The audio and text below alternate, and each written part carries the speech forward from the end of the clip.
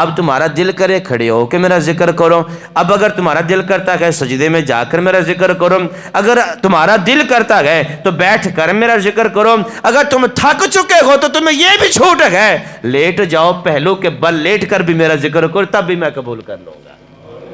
رب العالمین نے فرمایا فَإِذَا قَضِيتُمُ الصَّلَاةَ فَاذْكُرُوا اللَّهَ قِيَامًا وَقُعُودًا وَعَلَى جُنُوبِكُمْ۔ رب العالمین نے فرمایا جب تم نماز ادا کر چکو نا، ذکر کرو اللہ کا، جب نماز پڑھ لو تو اللہ کا ذکر کرو۔ کیسے ذکر کرو؟ رب العالمین نے فرمایا اللہ کا کھڑے ہو کر بھی ذکر کرو، بیٹھ کر بھی ذکر کرو۔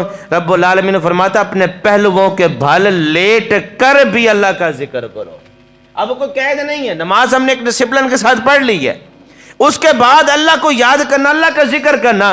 اب رب یہ نہیں فرمایا جیسے کہ نماز پڑھی تھی ویسے ہی ذکر بیٹھ کے کرتے رہو، نہیں، اب اللہ رب العالمین نے چھوٹ عطا فرما دی ہے۔